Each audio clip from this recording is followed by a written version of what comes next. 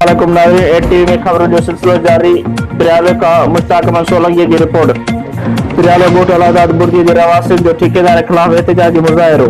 नाक़स material जे इस्तेमाल ऐं लखे रुपए जी करप्शन जो इल्ज़ाम। मनपसंद माण्हुनि जो कम कयो पियो वञे, मिलियल स्कीम तहत कम न पियो कयो वञे। ॻोठाणा एहतजाज जी अॻुवाणी कंदड़ राजा बुर्दी, अली मदद बुर्दी, गुलाम कादर बुर्दी ऐं ॿियनि मीडिया सां ॻाल्हाईंदे चयो त 3 करोड़ जी स्कीम में लखे रुपयनि जी करप्शन कई वई आहे ऐं ठेकेदार स्कीम तहत कम न पियो करे, मनपसंद माण्हुनि जो कम कयो पियो वञे। एहतजाज कंदड़ आला अख्तियारनि डीसी खेरापुर एससी किंगरी खां मुतालबो कयो त नोटिस वठी ठेकेदार खिलाफ जांच कराई वञे।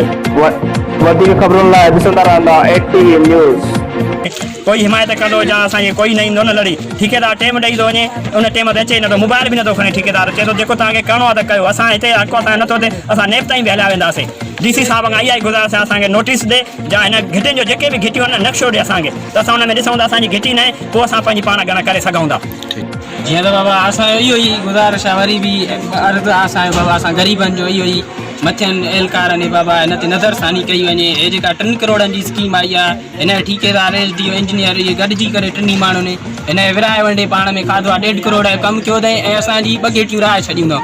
ऐं असां हुननि एसडीए खां हुन ॾींहुं पुछाए चयो ते बाबा, अर्ज़ु कयो ते बाबा असां इहे छाजे करे गिटी नथी ठाही वञे बाबा। हुननि इहे लफ़्ज़ चया बाबा, बजट असांजी पूरी थी वई आहे, 3 करोड़ जेके बि आई हिते पूरा थिया आहिनि।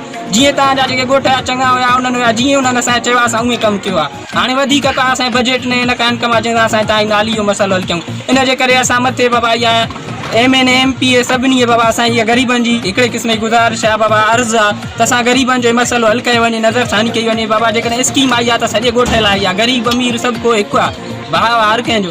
उहो असां ग़रीबनि सां इहा नाजारी छाजे करे, कहिड़े वजह जे करे कई थी वञे। ऐं असां जेकॾहिं ग़रीबनि जो हिते वर्जा न थियो, असां नेब ताईं बि वेंदासीं, हर शइ कंदासीं। हिननि खे बाबा 3 करोड़ घटि रक़म न इलाही असां ग़रीबनि जो हक़ थो खाधो वञे। नाली ठहे, रोड ठहे, असां नेकर थिए, ॿार बचो लटो कपिड़ो सुकून सां धोपे, असां वेल में आहियूं।